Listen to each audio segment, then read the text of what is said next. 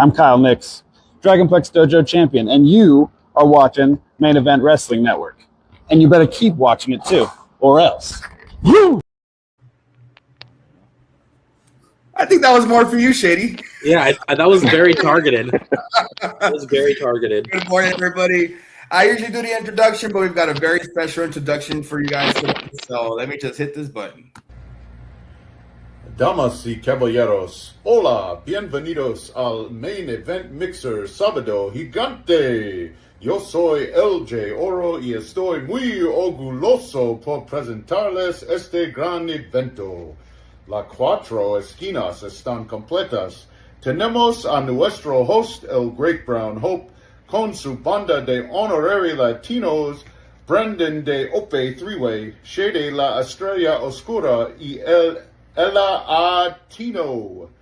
Gracias por estar aquí con nosotros en preparación para Triple A Verano de Escandalo. ¡Ole! Oh, what an honor. Ole! It's too early for all this. Let's crack it open, boys. Oh, my God. Good morning, everybody. We are up bright and early. Buenos dias. That was a beautiful introduction from LJ Oro. We've been trying to get him on the show, but he no longer takes payment in pesos. He wants cold hard cash sent to his PayPal directly, and we can't afford to pay that guy. But welcome, episode 58. This is the Sabado Gigante special. I think this is our fourth, fifth, or sixth one. I can't tell. I lost count after the second one. I am joined by a very esteemed panel here. I've got the man who put the LA in Latino. L.A. Tino. I mean, the man who put the Tino in Latino, L.A. Tino. Then we got El Brando of OPA Three-Way, Ole, and La Estrella Oscura Shady. What's up, guys? How you guys doing? Good morning. Good morning.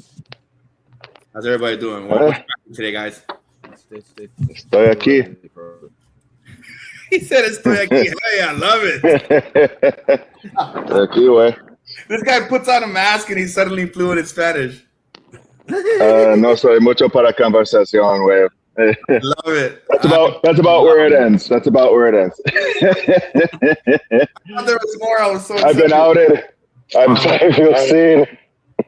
Jesus Christ. So how's everybody doing today? Let's go around the horn. How you doing, Tino? What's cracking, dog? I'm doing okay. I woke up today. That's good. That's all that matters. We made it. So I was worried I wasn't going to. So here we are. Piano back in your living room? Yeah.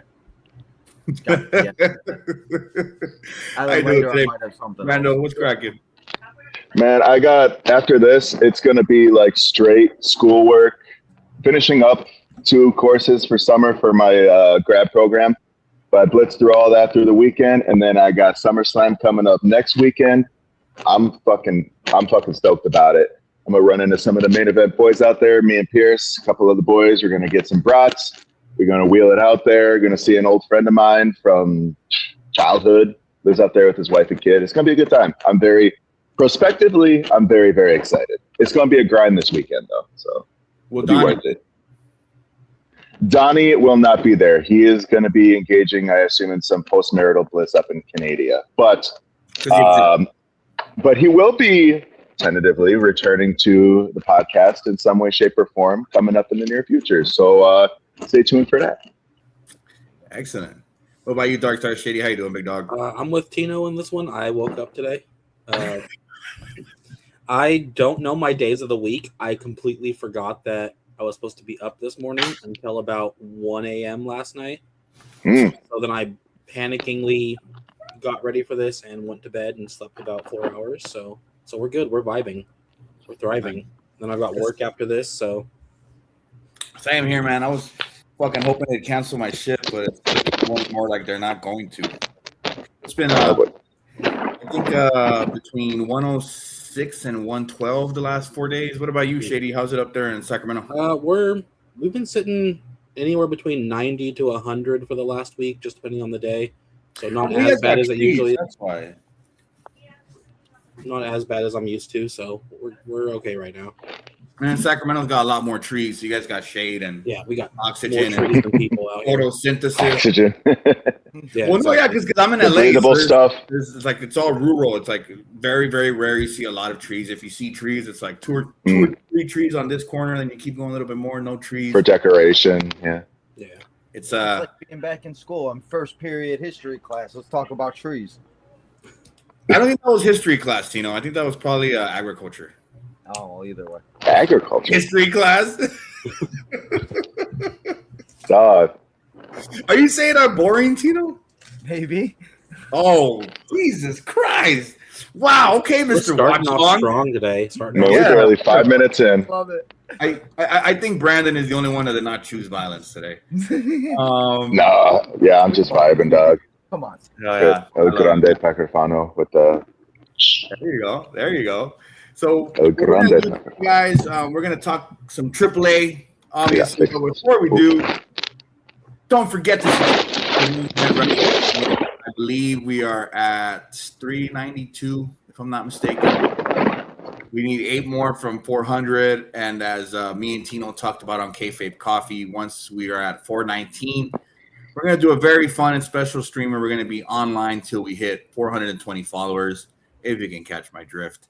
I thought AAA has been a lot of fun as of late, even more so.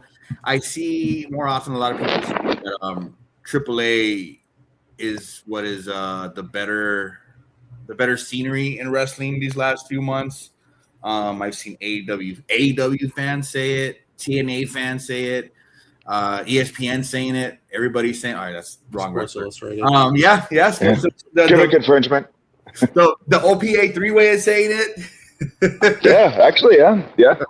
I would argue it's probably the hottest rising brand in pro wrestling right now, and probably will continue that through I would say probably to the end of the year. And they've been around for decades. And Oh yeah, I don't know if based on how people have gotten signed from AAA, I would say it's in a sense a developmental brand if it's underground. With the way they're working with NXT now, it looks like they're sort of on the same level. Then you've got Evolve and LFG, which are the new developmentals. So we've got 4 official brands pretty much, and AAA's brand is insane in star power. They've got credible champions. They've had people transition from the main roster over to AAA to help bolster the stock. And from day one, it's been amazing. It's been a hell of a lot of fun. I know not everybody caught on right away, but as soon as they started picking up steam, they just haven't slowed down. They're Grande Americano and Chad Gable. You know, it was already in the cards. It was going to be Dom and Grande Americano. So that's what everybody was expecting. And then with throwing in El Perros del Mal here, that's a good way to shake things up. So it's going to be very interesting to say the least what happens next. They've already done so much with them without having to do really anything at all. So I'm curious to see where this goes. I'm going to go over to the comments real quick. Eric Douglas is in the house, as usual. Do you guys think that Dom reveals the leader? No, we'll get to that later. But thank you for coming, Eric Douglas. He always shows up for us anytime, any day, anywhere. I see him all the time on Tino stuff too. That guy is always on. Eric's everywhere on the network. He shows up for all of us. Yeah, I think maybe once we open up another warehouse, we can have him run the videos or something, since he's always on anyway. Since you two are always on the internet. Can somebody let me out of the warehouse? I would like to go outside and touch grass. You have a Well, nice neighborhood. I could already see you're in your house. I can see your piano. Yeah. So, I mean, enjoy your weekend while you can. How do you guys feel about AAA? Shady, how do you feel? I am really bad about keeping up week to week, but I catch a ton of clips of it on both Twitter and TikTok. And all of their big events have probably been better than anything WWE has done as far as PLEs go. They've got tons of great stars. Undertaker has got phenomenal writing there. He can take people that are on the main roster that pop in and give them better storylines than anything WWE creative has been doing lately. You have Dominic Mysterio, who's been not even the main character in basically comedy sketches every week, where in AAA he is their top star, one of their top stars. I think they do a lot better with their booking, their writing, and they put on great shows. Yeah. And you look into that crowd, and they're not all just wearing one mask. They've all got a different mask. You see La Parka out there, La Parka 3, some Mr. Iguana face paint. You've got, I haven't seen a Ray Phoenix mask yet, but maybe because it's just pretty difficult to find, but I wouldn't doubt it. I wouldn't doubt there are a couple kids wearing Dragon Lee. I like Mecha Wolf's mask a lot. That's hard, but I haven't seen anybody wear that one yet.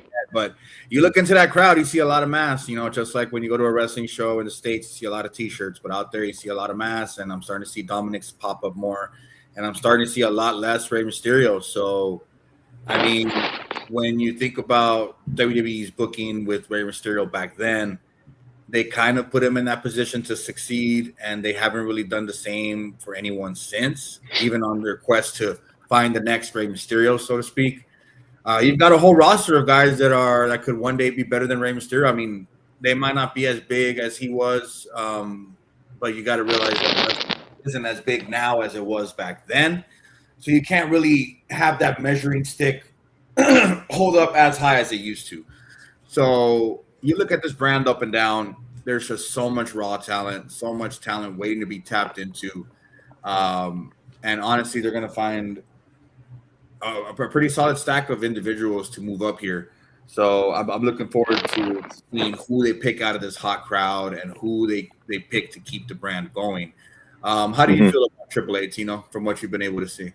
I mean, I've really enjoyed it. I've been able to keep up with it more than last time we had one of these and everything else like that. I think that, like you guys were talking about, the rising brand and everything, I think it's one of those brands that it gives people another option of wrestling to like, that they might not like WWE style or AEW, but they love the AAA style, and that's what, you know, it gives people like you guys said too, others that don't have things to do, something to do. And with the way the stars have been used, I've really enjoyed it. And I know as much as you don't like Mr. Rey Mysterio and everything, it gives us something to do with Rey Mysterio, because we all know he really has anything to do. But I mean, in general, for Mr. Sitting firmly in the GM. La Parka, I mean, all of them, I really enjoyed watching them, and they give it, like I said, a different style. So all together, and for me, a collector too, an action figure collector, they just came out with that line this past weekend at San Diego Comic-Con, and they will give me a way to figure out who some of these people are too, because there's so many of them that I kind of lose track sometimes and figure out who's who. So I've really enjoyed everything that AAA is doing, especially as of late. They've been getting a lot more over than others.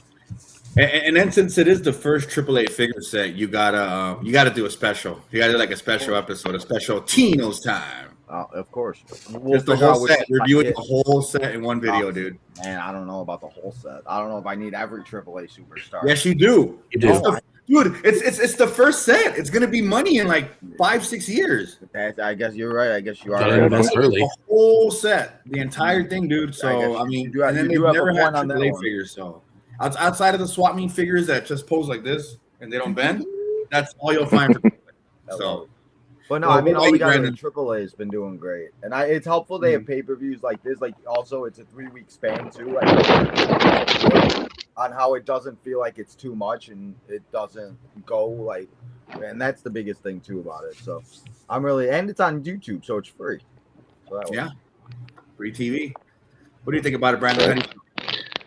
Yeah, I'm loving it. Admittedly, when I was first starting to kind of catch it, I was a little concerned that WWE was going to kind of, infuse all their lower card talent, like, or guys you ain't got nothing for, like your Omos, your War Raiders after they got squished by Obafemi, right? You got your guys like Jack Cartwheel, who, relatively unknown in the grander scheme, but he has a lot of promise. He has a lot of, like, I guess, underburn, if you can say that. Like, he's got a lot of potential. But then you got, like your guys like Joaquin Wild. You got, obviously Los Garza, which again, squished by Obafemi, send him down to AAA and like expect them to be legit. But I was very curious to see how they were going to get past the El Grande saga, because that was carrying a lot of heat. It was carrying a lot of momentum coming from the main roster, a lot of lore. Even though you had this weird kind of schism between how they were telling the story in AAA versus how they were telling it on the main roster. Like, El Grande Dos is a heel. in the States and abroad, whereas he's like, they're John Cena down in Mexico. So like after the Máscara con Máscara match, I was very curious to see what they're going to do. And then they bring Perros del Mal back. So like, and that was a brand that I hadn't seen. So just for kind of context, like AAA, I watched back. Last time I really watched it more regularly with like Cibernetico and like, the original Perros del Mal and like, Mecha Wolf and that. Like that was back when I was watching like at home, when I was living at home watching, I think they're on Telemundo, Deportes. And like, so it was a long time ago. I think Psycho Circus was actually still there too. So it was already familiar to me from, that time. And I thought it was a cool alternative back then to what I normally would watch on like, because I was poor, all I get to watch was SmackDown on, broadcast TV, the occasional WCW Saturday recap show or whatever. But AAA was always kind of there. And like, I was glad to see it kind of get this, I was very curious to see what WWE was going to do with it once they acquired it. And it kind of, like I said, got off to a start where I'm like, oh, shoot, here we go. Like, it's going to be like some watered down, like they ain't even going to acknowledge, the history and like the spirit of the brand and of Lucha Libre in general. But I feel like as time has gone on, like you said, like Taker has really done an incredible job with writing for the brand. And then like now with, the Grande Saga kind of being in the rear view with Perros del Mal, like it's really rejuvenated Los Garza. And I feel like it gives a great opportunity for talent like Bronco Nima and for Carmen Petrovic to really put themselves out there. I mean, they selected them for a reason to be part of one of the hottest stables in wrestling as a whole, right? And people who don't really follow Lucha all that much, like really, they don't know like the impact that Perros del Mal had. Like, look at Penta. Like, Penta is largely who he is as a result of his time within Perros del Mal, right? So he has a big association with that group. And I'm hoping that with Daga at the helm kind of being the, I think like the lone spiritual kind of associate to Perros del Mal, like the original group to some way, right? Like, I'm hoping like him and like really all of them can like stand together and kind of resuscitate that brand, that group, and then, really just do a good positive number on all 1, 2, 3, 4, currently 5 of their careers. And I don't know, to answer the question from Eric earlier, I don't know that Dom. It doesn't seem right to me. But I guess we'll see, right? That he would jump in there. We'll definitely go more into that. But I mean, I see everybody talking about it. Everybody thinks the same thing, but who knows? And in wrestling, it's really really hard to call. But I like that you mentioned Cybernetico. That dude used to be crazy fucking. Yeah. Insane. He was ripped. I remember watching him thinking like, man, this guy has either got to go to TNA or the Fed. He was the kind of guy that you'd want to have in your promotion. Just think the Rio's size, but with Chris Masters' build. You know what I mean? So sure. That guy was. And none of the charges. He came out during the they had the Battle Royal, the Copa de Bardal last year that almost won. And he came out. He's like all sucked up and older. I was like, "Holy shit! What the fuck?" It's hard to see that, man. It really is. He was there for the for that promo with Chessman with Grande Americano. That was, and Tejano Jr. That was good. So it's just like those older characters that made AAA what it is.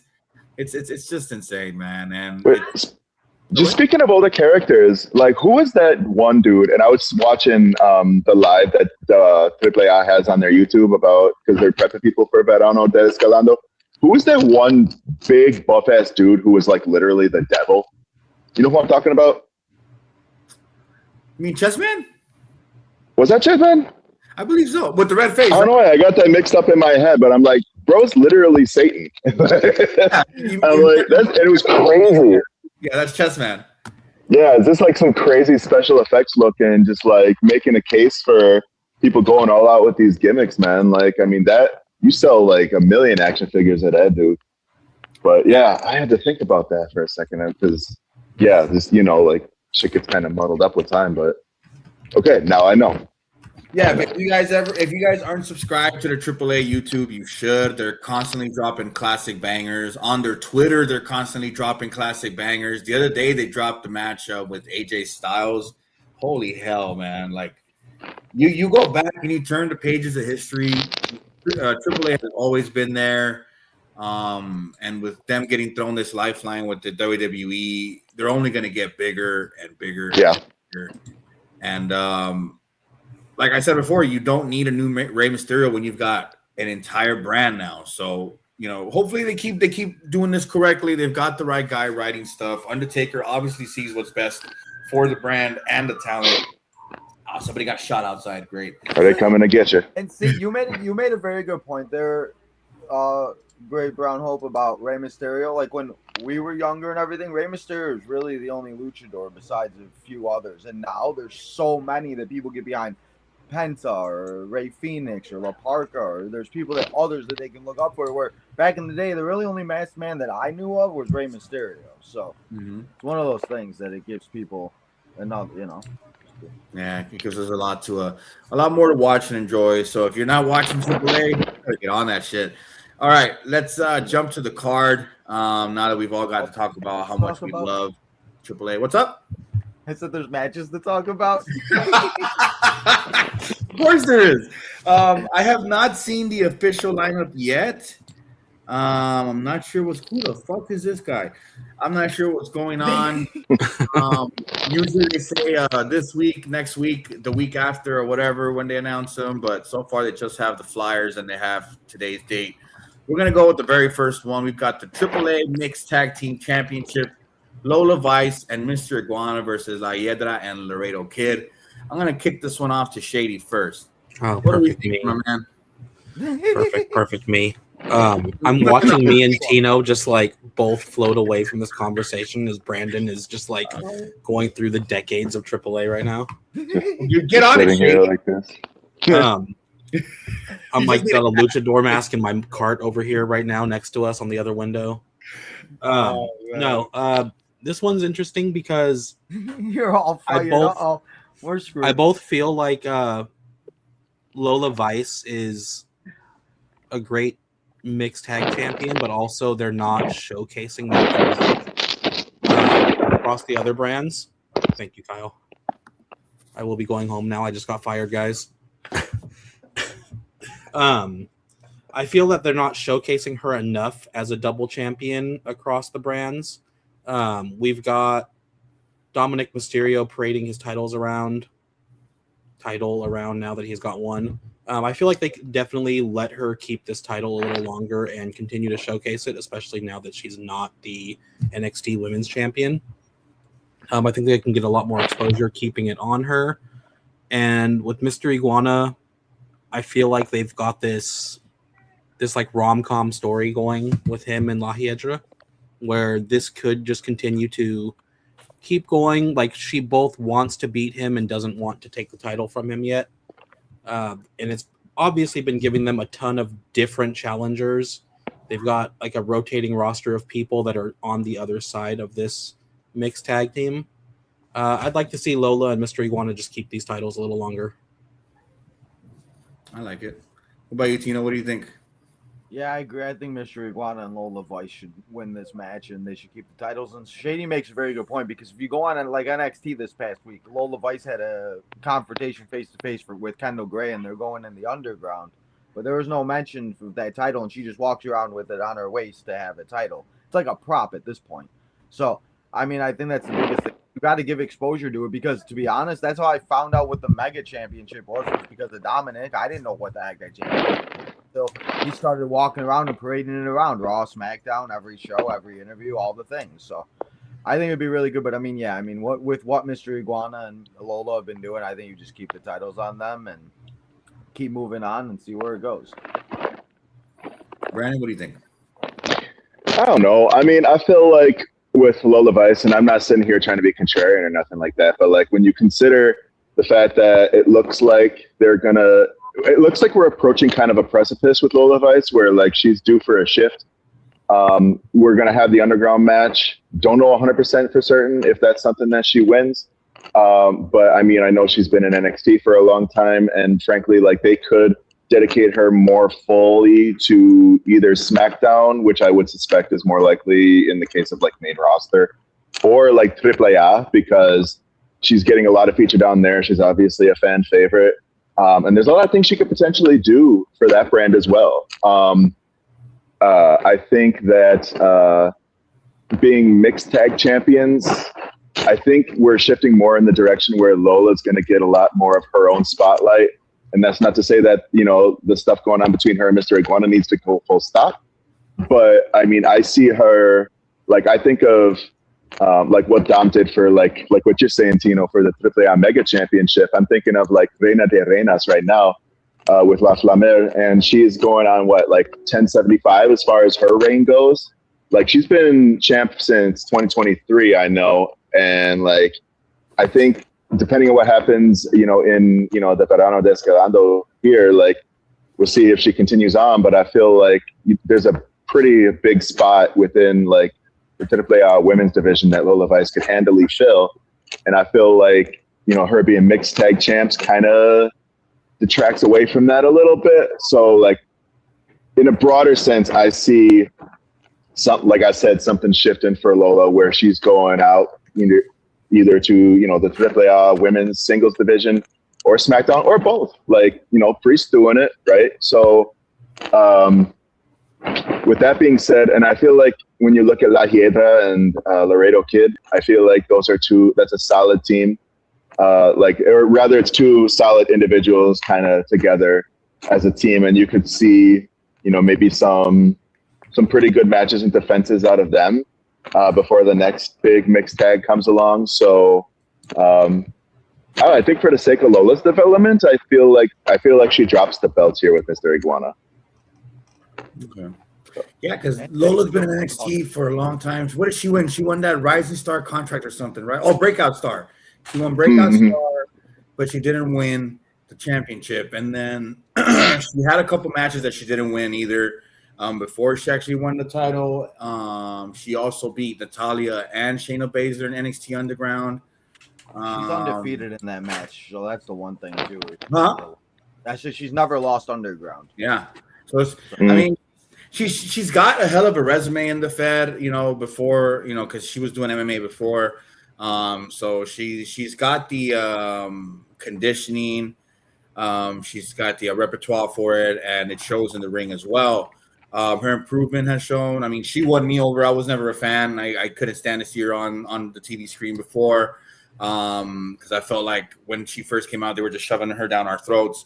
And then now she's essentially working two brands, trying to find her place, or they're trying to find a place for her.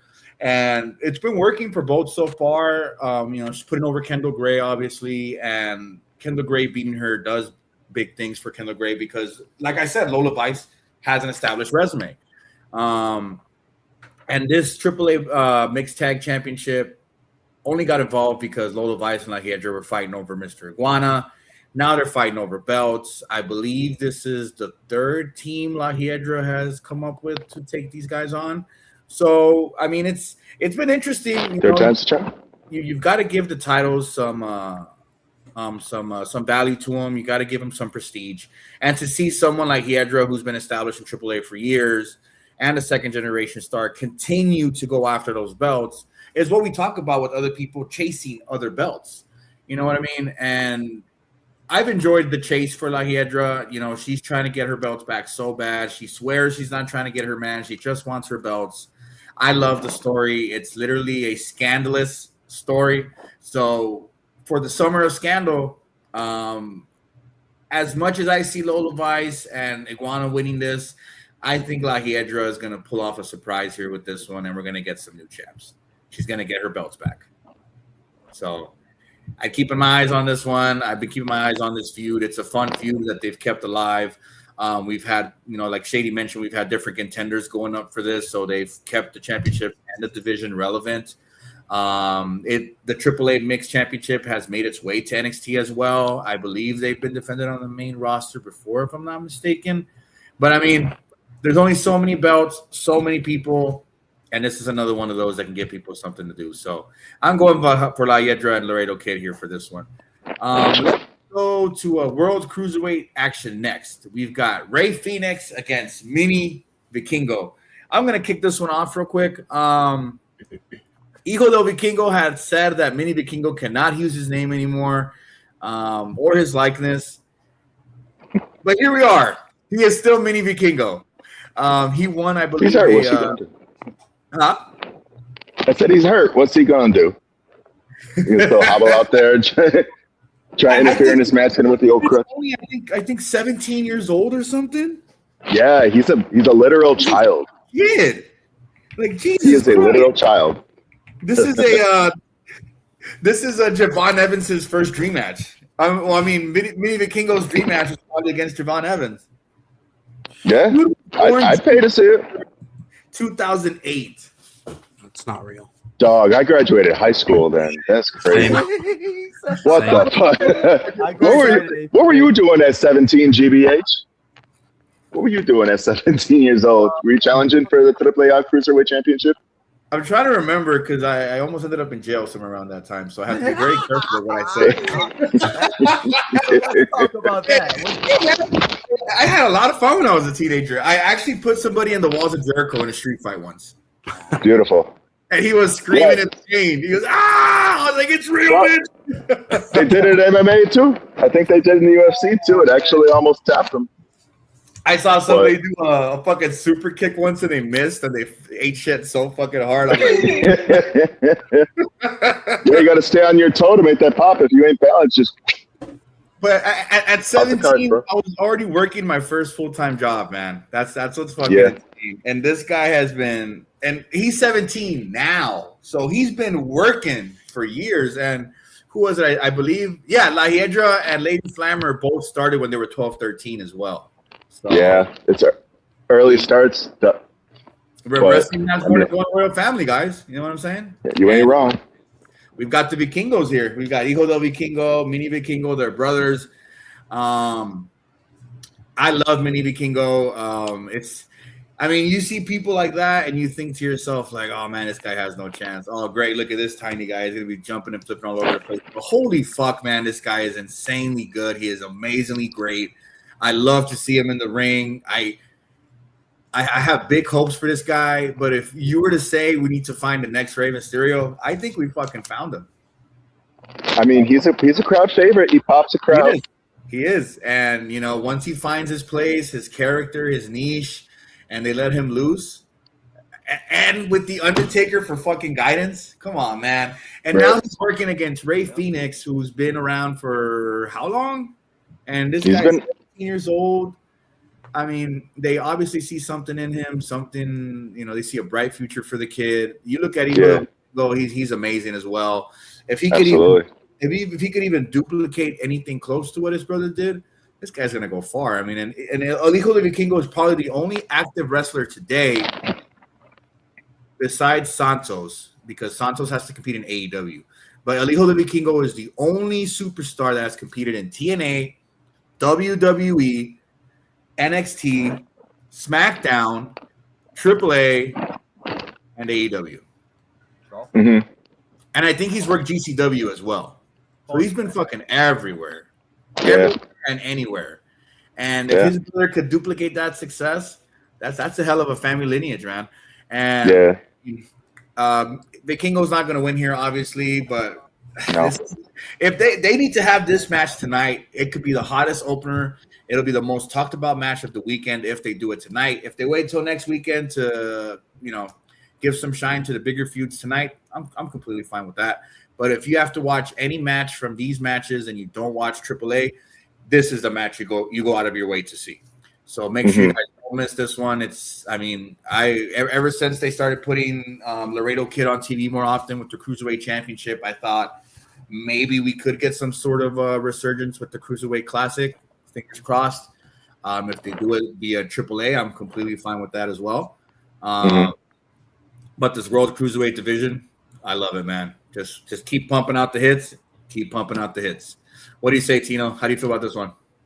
like you said, I mean, the things that Mini Vikingo can do is insane, and the fact he's so young is the way these guys and these girls learn now at such a young age. The fact that like Javon Evans just was able to drink last year, and that he was like, it's insane the fact that they're able to do this. So I think he's going to put on a really good show and a really good performance, but I don't know if they'll take the title off of Ray Phoenix yet. So I'll say Ray Phoenix keeps the title. And again, this is also another thing with like Ray Phoenix. We talked about Ray Phoenix and Penta and everything. If AAA wasn't around, Ray Phoenix would be sitting in catering. So it gives somebody like Ray Phoenix an opportunity to go out and continue to do what we know Ray Phoenix can do. And hopefully eventually we see the Lucha Brothers back. I don't care if it's AAA, Raw, SmackDown, whatever it is, but they need something for that tag division too. So yeah. Oh yeah. What do you think, Shady? Yeah, I'm kind of with you. I don't think Mini Vikingo's winning.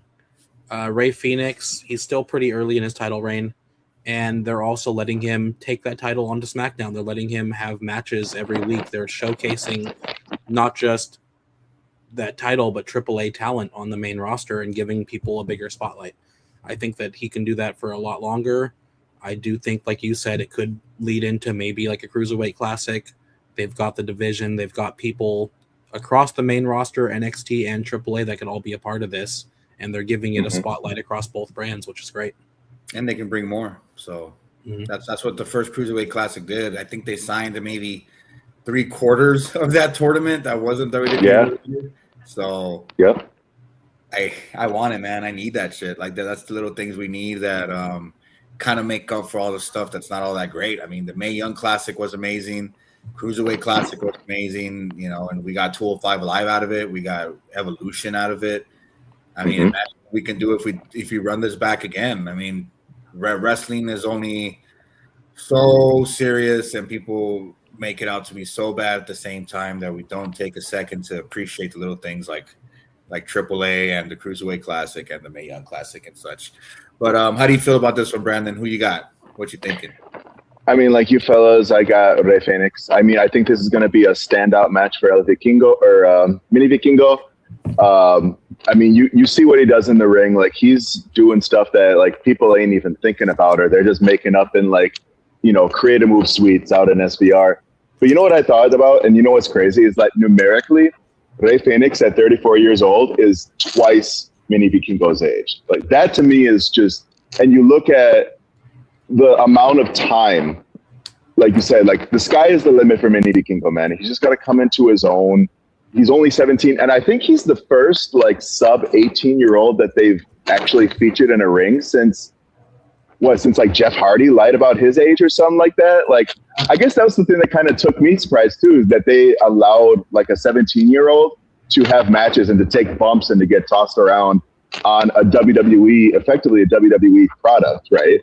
But I mean, he's showing out. He hangs with the boys, and I thought about this kind of as a slight tangent, but like you look at the landscape of like, your current overall like WWE star, like they still haven't put in a WWE champion, who was born 1990 or later, right? So like you've got a lot of these guys hitting their prime and getting their notoriety, into like their mid to late 30s, like early 40s even in this current, rendition of WWE.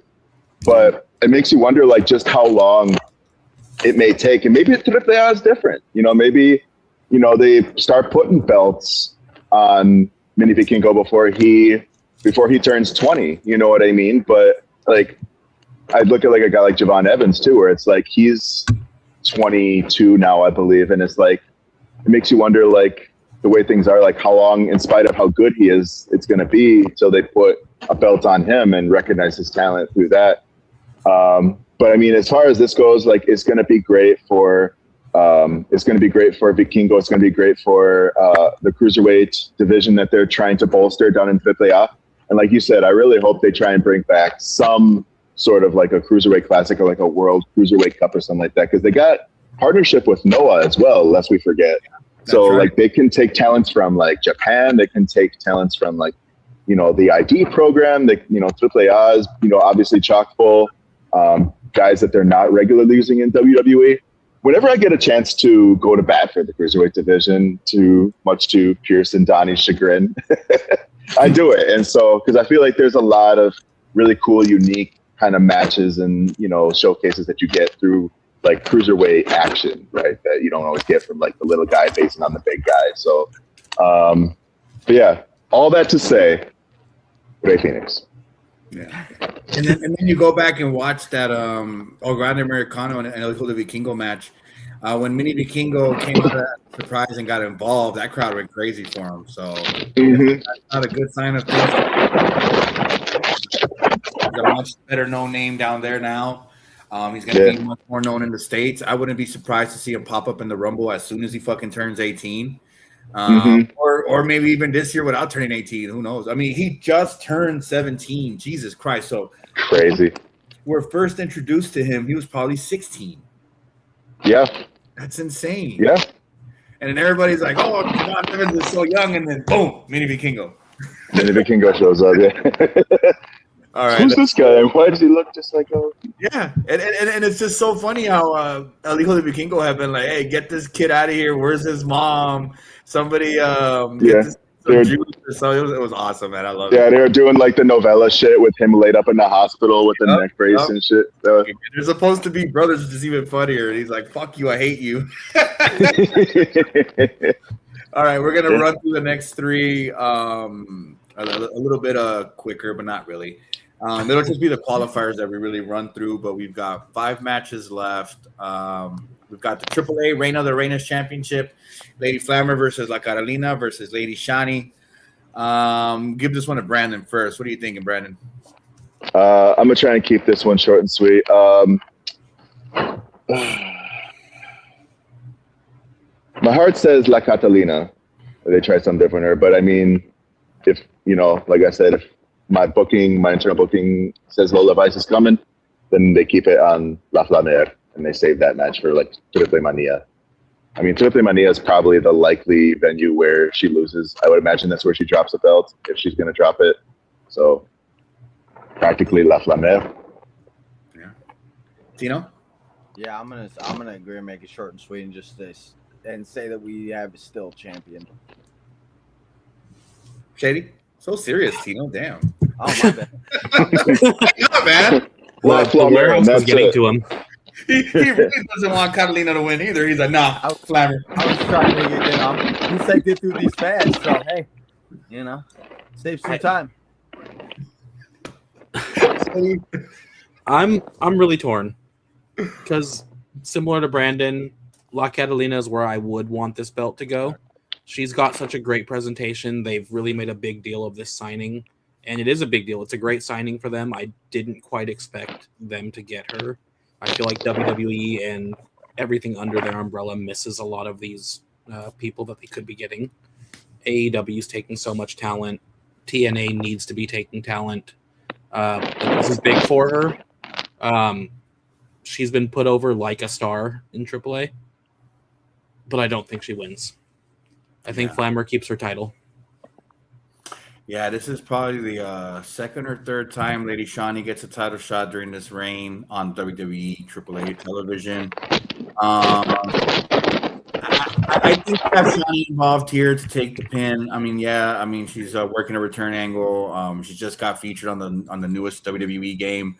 So you can expect to see her more often. I love Lady Shani, honestly, but here with the story we're going with Triple Mania, you're going to need a big championship match.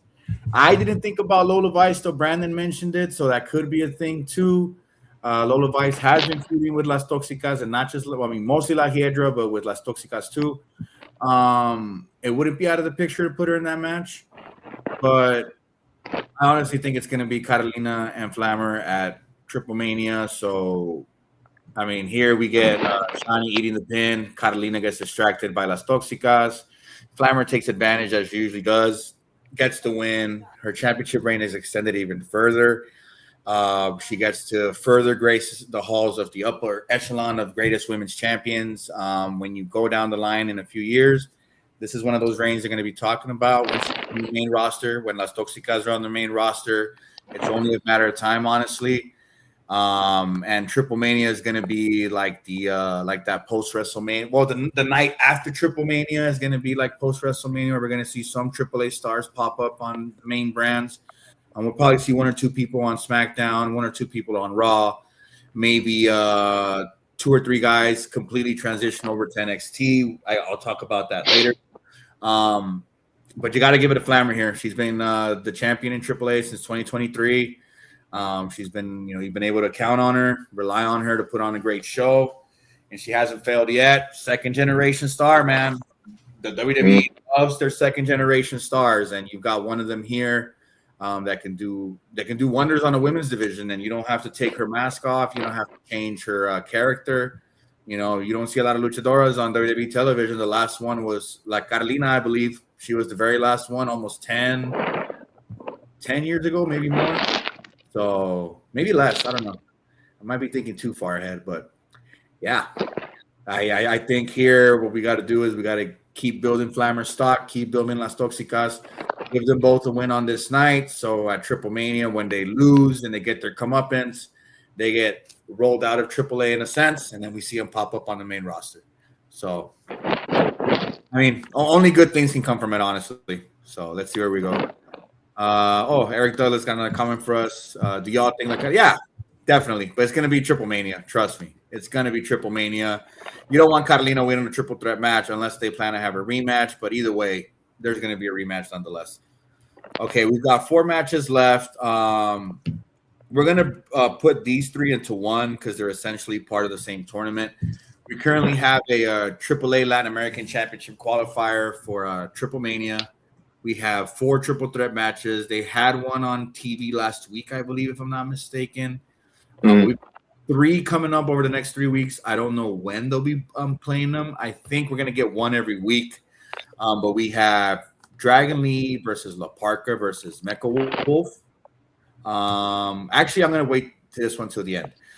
We've got El Fiscal, Psycho Clown, and Cruz del Toro. Here you've got 3 guys, 3 ring-savvy veterans, 3 guys you can count on. I love seeing Cruz del Toro on TV, honestly. He should have been one of those guys that got some real shine in LWO, but he didn't because Rey Mysterio only cares about Rey Mysterio. He and Joaquin Wild should have been tag team champions a long time ago. It's nice to see Cruz del Toro in AAA. He came up in AAA as Jinzo. Remember that, Brandon, when he was Jinzo? When who was Jinzo? Cruz del Toro. Raul Mendoza. He was Jinzo. Oh, was he? Yeah. Oh shoot, I must have missed that. I'm gonna have to go back and look now. No, but, yeah, because he was competing as Jinzo. Where was it? AAA and I'll have to take a look at that. He goes a ways back too. And Cruz del Toro is one of those guys that isn't a second generation star. This guy has been grinding from the very beginning. Started at the very bottom, worked all his way up in Mexico. Now he's, I saw a comment the other day where they said Cruz del Toro, Joaquin Wild still got contracts. I thought that was the stupidest thing I've seen on the internet in a few days, weeks, because these 2 guys have been very serviceable since they've been in NXT. They've done nothing but make other people look better. They've been for the brand. You need guys like that are always ready to go, make everybody else good, but also still good look in the process. El Fiscal, of course, another second generation star. I don't see him winning this one, honestly. He's still got his beef with Abismo Negro, so he'll come out and make a name for himself there to keep their feud going. Psycho Clown, you can't have losing in singles competition, honestly. The guy's on his way to the main roster any fucking day now. I'm picking Psycho Clown for this one. What do you guys think for this one? I'm down with the Clown. You down with the Clown? I'm down with the Clown. Yeah, I'm thinking Psycho Clown goes in on this here. Shady, what do you think? Yeah, I was gonna say the 2 men. Go ahead. Huh? No, go ahead, Tino. I was just gonna say, yeah, I agree with Psycho Clown, and that's what I think for the. What about you, Tino? Like you said, Psycho Clown can't win or can't lose, and I think he is on his way to the main roster. And as you said, with them being added into the game, it gives other people again another opportunity to figure out who some of these people are. And when they show up on the main roster, they'll actually be like, "Oh, okay, I know who this person is," even if it is from a video game. So, I think that. Good, Tino. What, Shady? I'm more torn on this one. I think Psycho Clown is probably one of the bigger stars AAA has that they could feature in like winning spot, going on to a bigger spot in this tournament. I also think that he has another story going where he doesn't need this and he doesn't need a title shot to continue being a star. I think that he can get over without going forward here, and I would put El Fiscal in this spot, actually. Oh, interesting. Yeah, but my heart wants Cruz del Toro, honestly, just to see him get a win on TV. Guy deserves it, but man, that's crazy, Shady. You look ballsy today, huh? I'm going with El Fiscal on this one. Yeah, I like it. I like El Fiscal too. And then we've got another one. We've got the big boys. We've got Damian Priest against Galeno Del Mal and Omos. Man. Damn. This is where I was talking about there might be 2 or 3 guys going to NXT. Galeno Del Mal and Wagner 3 are 2 big motherfuckers. And did you guys see their match against Vanity Project? I missed it. I did not. Tino? I knew it was coming up, but I missed it. Did you get to see that match, Tino? Galeno and Wagner 3 versus Vanity Project? He froze a little bit. I know, yeah, he's froze. No, was that? Oh, there he is. Wasn't that on NXT, right? This past week? 2 weeks ago, I think. Did- He's freezing. I told you. I hope it's not my connection. Is it Tino's? Oh, or yeah, Oh no! Oh. Oh, No, he's Wi-Fi's out in the warehouse. yeah, no, I do Yeah. remember that. I don't know. If you can hear me now. Yeah, yeah, I know. No, it's mine. Oh my god. Oh man, Hey, Dios. never happens. Poor guy. Well, back to work for him. Yeah, no, back to work. He's back. He left and he's back. He's on this side now. I told GBH before I'm having internet issues and computer issues. But yeah, no, I do remember that tag team match, and I do think it was really good. And the Vanity Project makes a lot of people look good. I think that they're very impressive on NXT. So before my internet maybe goes out again, I will. I don't know how to say the name, but I'm going to say the guy that wasn't in WWE wins this. So, how do we say his name? Galeno. Galeno. There we go. So I'll say Galeno wins this. Good enough. I'll take it, Tino. You are Brown certified as a representative of the Brown community. I am. I got to 52 minutes. I thought I was good, and then boom, nope, nothing. Yeah, you were good, and then just out of fucking nowhere. What about you, Shady? Can't handle that. The problem is the internet in Wisconsin is like there's so many people now here, like on vacation, that the internet towers don't know what to do. Everything's freaking out. Literally, there's like 13 people in my block. There's nobody ever here. And nobody has Wi-Fi. Yeah, we're all running off a Spectrum. Like everything's getting overloaded. Literally. Bogus. What do you think for this one, Shady? So we've got an interesting one here because Omos was almost handed the championship before it was taken away, and we got these qualifying matches to pick the next to get to the next champion. With that said, he's not getting the win here. I don't think they can let Damian Priest have this big moment in AAA, have a big signing, be made a big deal, and lose here. I think Damian Priest moves forward. Everyone else that's going to be like winning these is all AAA talent. This will give them a little bit of the WWE crossover to keep people interested in it and maybe don't watch AAA. Mm-hmm. So Damian Priest just makes the most sense to move forward here. Yeah, I mean, I think we'll see Galeno and Wagner 3 in NXT soon. And his brother just had the Latin American Championship, so even, I mean, I don't know. This one's a tough one. I want Omos to have it, but then it's like, why does Vikingo have to give up his belt but not Rhea Ripley? You know what I mean? Facts. Preach. So, what are you thinking for this one, Brandon? I mean, at first thought, I'm like, well, Vikingo versus Omos, for the Latin American Championship, because Vikingo wants his belt back, would be kind of funny. But like, I don't think they're gonna do anything with Aloho to kind of jeopardize her, to sabotage that. And also, like, he's gonna be out for 7 months. So like, could I see a guy like Omos holding the Latin American Championship for like an extended period of time if you were to get it. I think that'd be tragic. But I feel like if you get like kind of like belt collector Damian Priest, granted he's also one half of the tag champs currently, so maybe hopefully they can figure that out in some capacity. But given that he's kind of taken on like, you know, he's kind of stated his mission, and I feel like you said, like having Damian advance in this tournament would give it a lot of intrigue.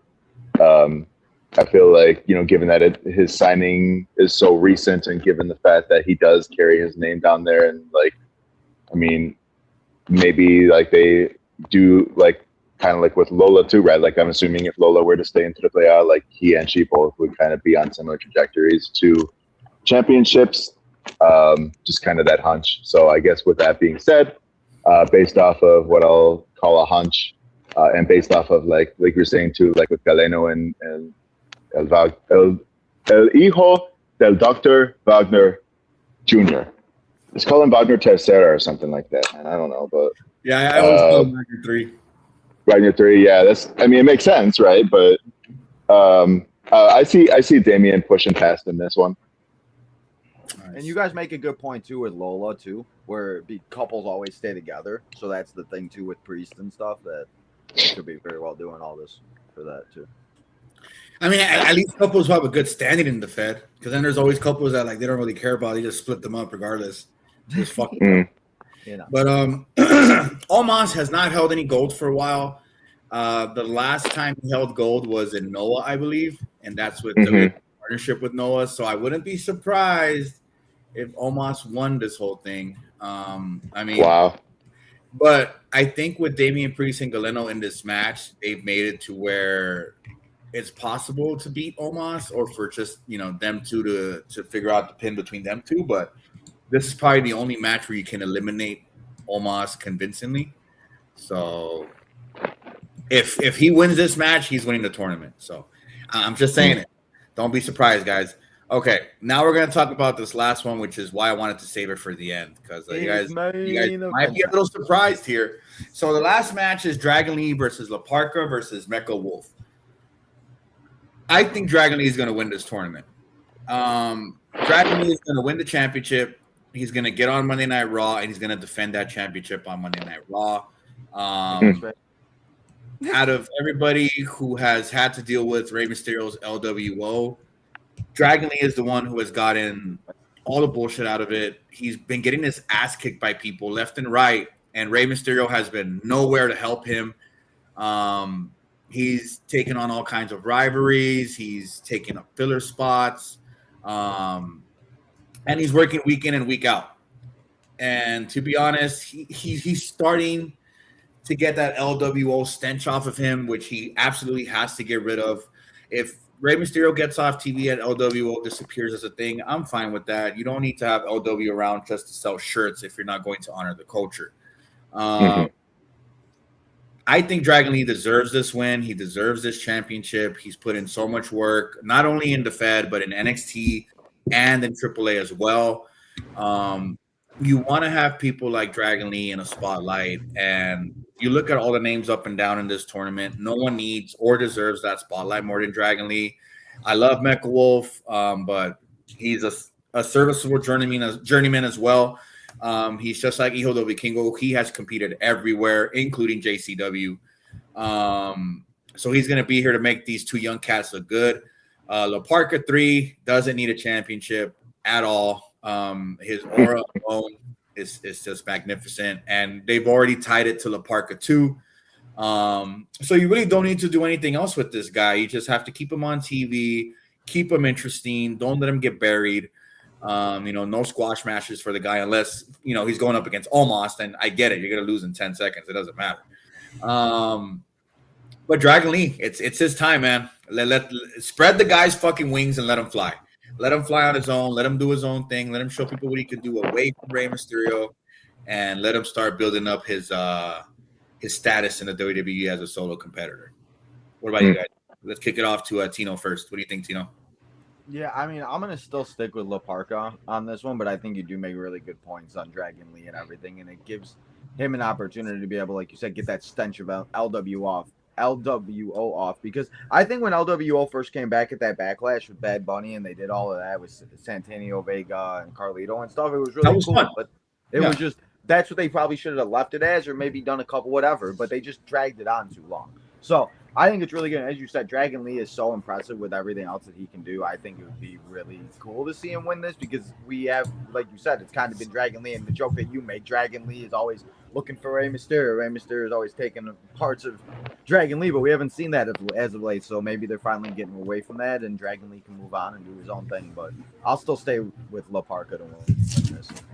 It's a Dragon. I cosplay as Rey Mysterio every day, Lee, as we say on the Kayfabe Coffee every Tuesday. And you can catch Kayfabe Coffee every Tuesday. If you subscribe to us on the Main Event Wrestling Network, follow us on Twitter and IG. So what do you think about this one, Brandon? Where are your thoughts going? Yeah, I mean, I don't know about you guys. Did you know that Rey Mysterio actually called Dragon Lee the future of Lucha Libre? Were you aware of this? No. You didn't know this? Like, they're saying it like, I mean, they're saying it every week on commentary every time he's in a match. But did you know this? I'm hoping, bro. They've been saying that shit. I feel like every other match Dragon Lee has on Raw, it's like, Rey Mysterio has once dubbed Dragon Lee as the future of Lucha Libre. It's like, bro, we get it. You've been saying this shit for the past Michael Cole, right? Since he's been signed. I'm like, but what's he got to show for it? Like, great, he's got a world tag title reign, a great world tag title reign, mind you, with AJ Styles under his belt. But when we look at him kind of doing his own thing, being on his own, you know, Dragon Lee, Ryu Lee, like he came in with a lot of, right, like you look at his run even in like New Japan, which is where I got a lot of exposure from him. Being in like the Super Juniors and stuff like that, like he's incredibly talented. He comes from a pedigree of his own as well, with like Rush and oh damn it, who's the other guy who started Los Ingobernables? Not La Bestia. Who? Sombra? Not Andrade. It's not La Sombra. It's Rush's father. It's Rush's and Dragon Lee's father, I believe. Oh, they're brothers? Don't bother me. Yeah. Oh, I didn't know that. Yeah, So I didn't know that and I just forgot. Yeah. So he comes from pedigree all his own too. He's a lot different than his brother, but like you can tell that, you know, the talent runs in family. And like with Dragon Lee particularly, being in WWE, getting this much upshine, like we gotta start to prove this now. Like we gotta really, like if we're really the future of Lucha Libre, we're being featured in Lucha Libre AAA, right? Like we're talking a little bit of smack with Phoenix, saying like he ain't shit compared to Penta, right? Like I feel like, or was that was that Dragon Lee that was talking that shit, or that was Laredo Kid? I'm trying to remember. It was from a little while ago now, but in any case, sorry, it was Laredo Kid. Okay, sorry, I'm getting distracted. I thought Dragon Lee was talking mess too, which would have been cool because it would have given him character a little bit. But like, I'm like, but you got to be more than just potential at some point, and he's so incredibly fucking talented, and I think that this is an opportunity for him to start to really get over in his own way and start to actually actualize some of this potential that we've been talking about for the last couple of years within WWE's scope, right? And I think that's a great idea. I think, you know, and I've said that AAA is doing great, you know, given the fact that they're getting a lot of showcase on SmackDown as well. It's broadening their audience. But I feel like Dragon Lee taking the Latin American Championship to Raw and showcasing it on Raw, similar to Dom with the AAA Mega Championship, it can only serve as a net positive for the brand as a whole. So, and I feel like people acknowledge that Dragon Lee's great in the ring, but he just needs something to show. So I think that's where the AAA Latin American Championship comes in, and I think it starts with this match, which Dragon Lee ultimately is going to win. So. Yeah, because you've now had the AAA tag titles and the AAA Cruiserweight Championship defended on SmackDown. Yep. Mixed Tag Team Championship was defended on NXT, and then AAA Mega Heavyweight Championship on Raw. I mean, it's just like featuring NXT on the main brands. I mean, it kind of worked before, and then they stopped doing it. I mean, if they can stick to it, it's so much fun. It's a lot of fun, and now you've got brands for War Games, if anything. So we'll see what happens. Right. What do you think, Shake? I'm very torn again because I do feel like Damian Priest is someone that could win this entire thing. Could it be the champion? because obviously Damian and R-Truth are going to be dropping the tag titles to Cody and Punk. But at the same time, Dragon Lee could really use this spot. I think the worst thing to happen to Dragon Lee is joining the LWO. Yep. Like literally the worst thing. I've said it before. He did not need the LWO. As soon as he went main roster, he had such a good presence at NXT that he could have been a single star. He could have been put in anywhere on the card. He could have been showcased as the next Rey Mysterio without them having to say he's the next Rey Mysterio. Yep. And I think that too is hurting him more than helping him. But we are where we are now.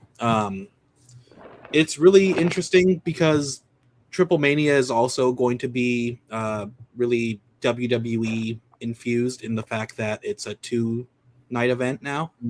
It's going to be half in Vegas, half in Mexico. So I could see them.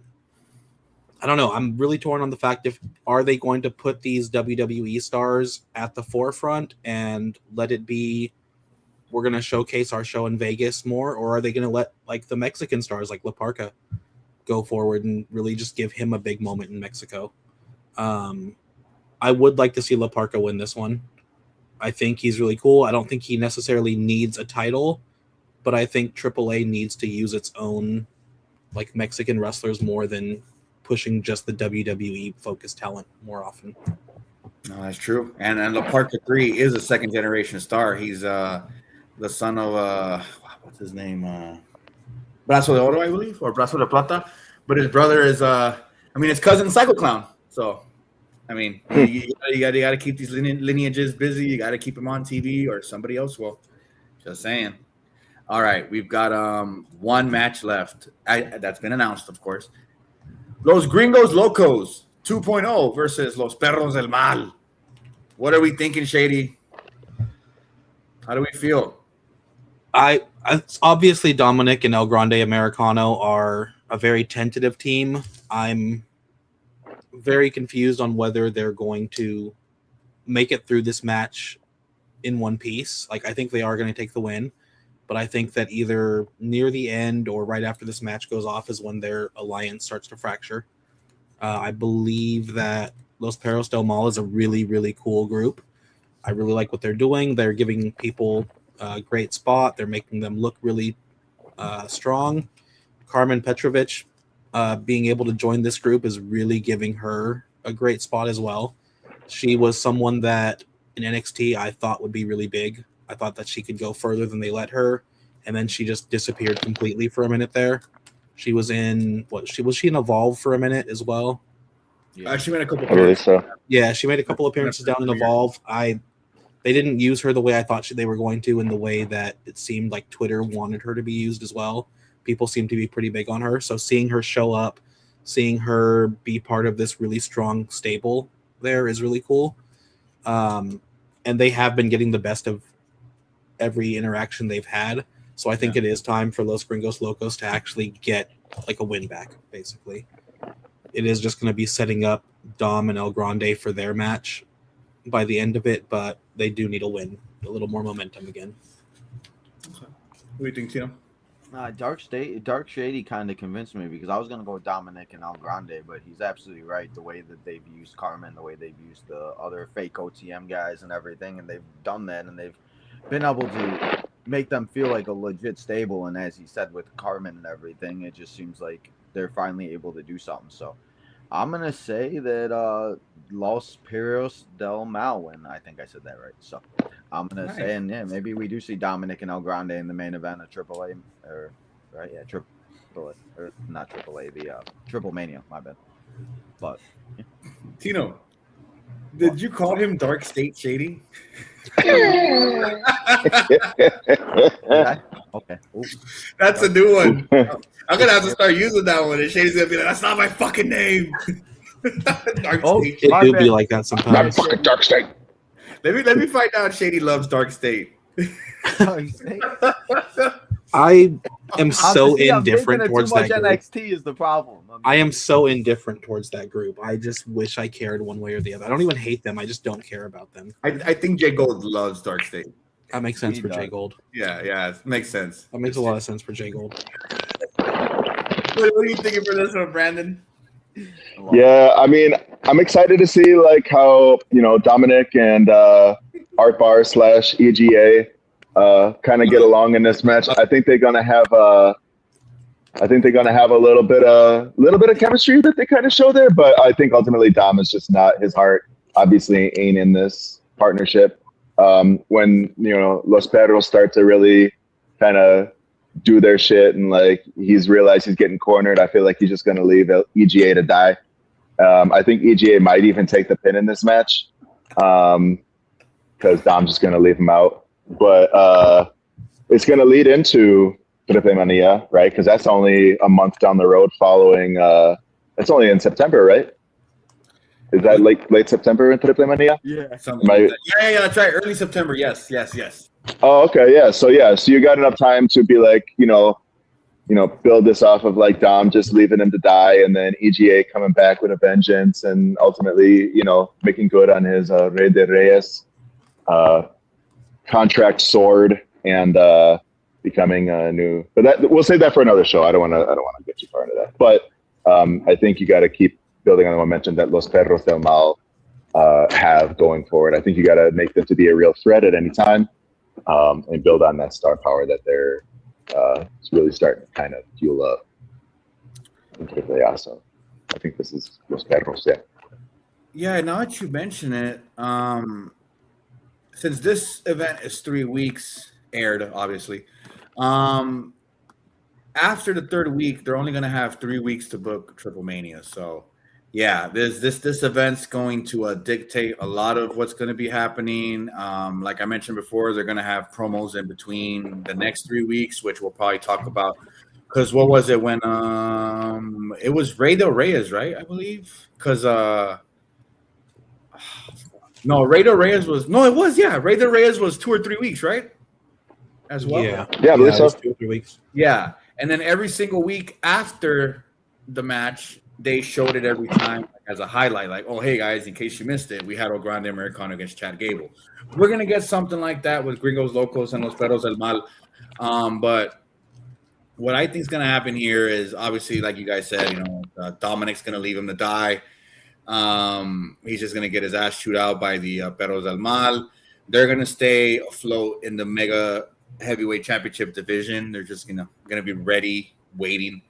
We are gonna get Dominic versus Grande Americano. It has to happen. They've been avoiding it, and this match is just something to kill 3 weeks in between Triple Mania. What I didn't ask you guys is, who do you guys think will be the partner? I think it's gonna be Bronco Nima. It's gonna be nice to see what this guy can do on his own, away from the fake OTM, because there's only one real OTM.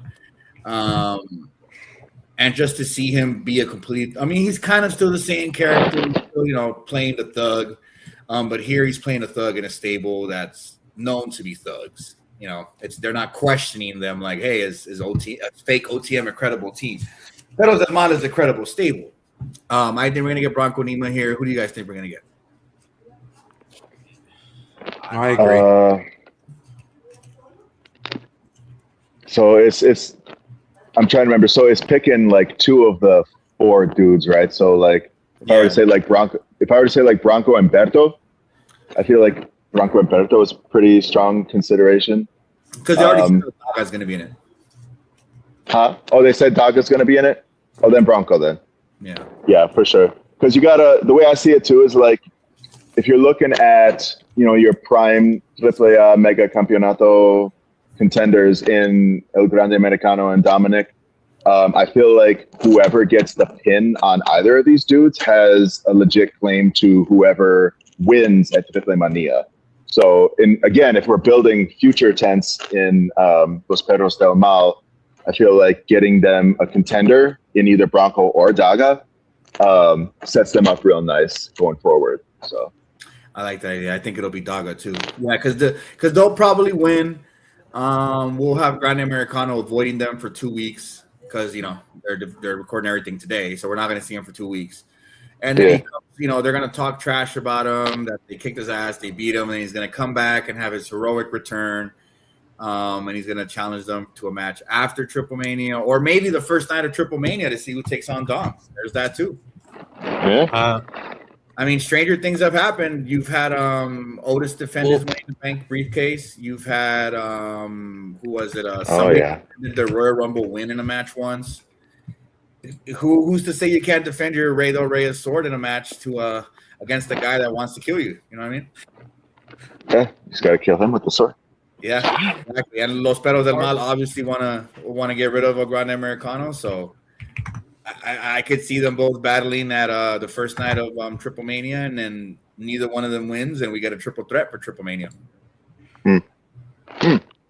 Because if Perros del Mal win this match, which they will, what do you do? You can't have them lose a heavyweight championship match, and because then it just becomes Nexus again. It's another group talking hot shit, and then they get beat by the main eventer, and now what else are they going to do? They've got no credibility to them. They did the same thing with I want to say Dark State, but nobody really ever cared about them to begin with. But I mean, it's been done before, and this is a good way to avoid it. It's a heavyweight championship. They're already involved in the heavyweight picture. You have to keep them involved.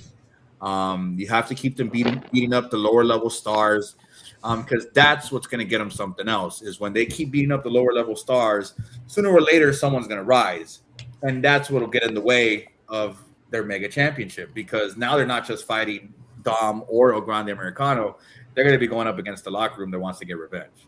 So there's a lot they can do with this storyline. Throwing them in the middle of Grande Americano and Dominic Mysterio is beautiful. I don't think Dominic's going to be revealed as the leader, simply because he doesn't need it. He's already got the judge today, and he's not even using them on AAA TV. Right. I mean, and when he had beef with Grande Americano, he had JD McDonald and Raquel Rodriguez to take on the two of them. So it is what it is. Yes, I said Raquel Rodriguez. Shady looked up like, huh?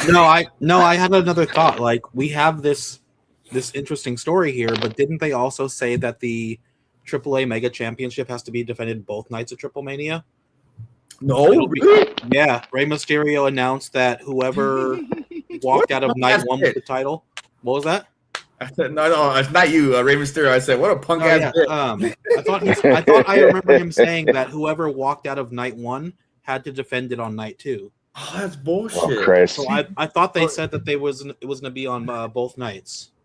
I don't know if anyone's talked about it since then, but I thought that was one of the announcents. Was that? Wow, and you could have mentioned that earlier in the show, Shady. No, I legitimately just remembered that. He's like, but like Shady that opens up the door for Dom and El Grande Americano night one, and El Grande to defend it against someone from this faction night two after taking the title from Dom. Daga. Yeah, like that just opens up an immediate feud to continue from this match here. Yeah, because Daga has that presence. He has that bark to him. He like I just pulled up another tab over on my other window, and I'm like, wait a minute, what are they doing for Triple Mania? And it says the titles will be on the line both nights. Oh man, because they've got a day in between where it's a Friday Sunday. Yeah, that's true. We are getting good, man. We are eating good, fellas. Holy shit, I'm excited, man.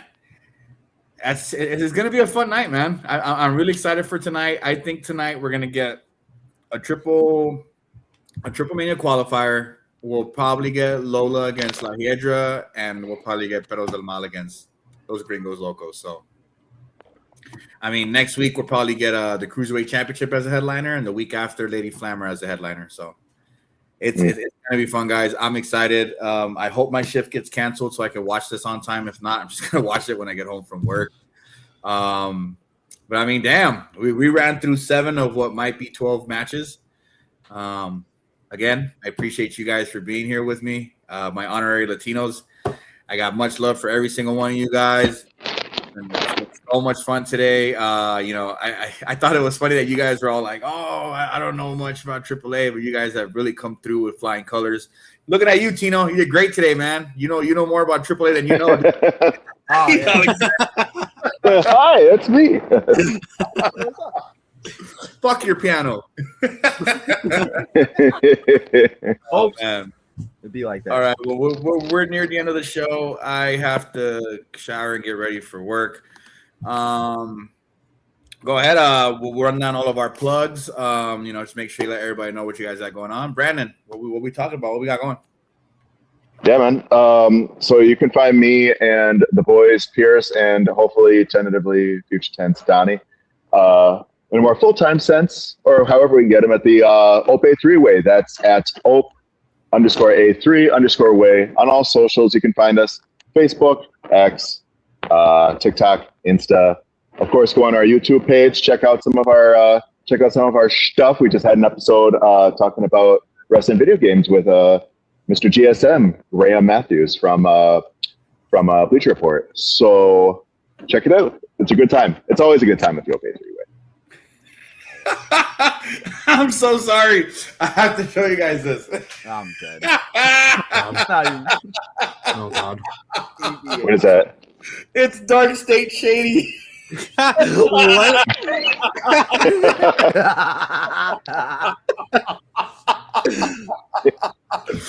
Jesus Christ. And tech skills at work. Where did that come from so quick? That's horrifying. That was tweeted by our favorite Kyle Nix. He's the guy that was in our intro earlier today. He just won the Dojo Place Championship. Man. To our guy. That is insane work. Holy shit. Kyle Nix really wants to beat you up, Shady. Yeah, we're gonna have this match one day, day, man.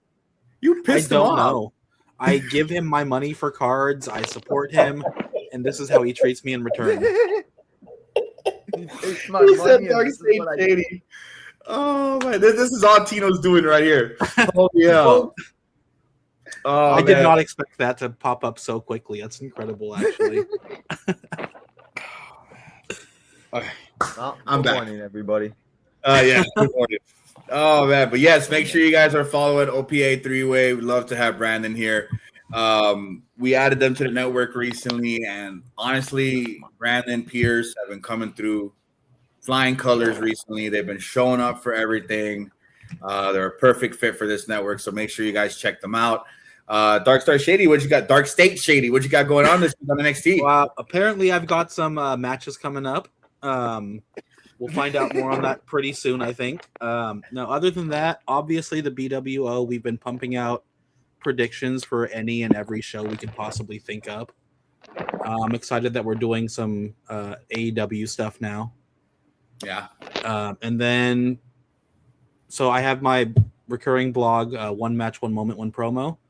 This week, I've actually switched it to a TikTok video. So the first one released Thursday. What was that? 2 days ago? I don't know my days of the week. Yes.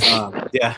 I'm hoping I can try to get these moved to Wednesday afternoons just to give it a little more breathing room before we go right into SmackDown again.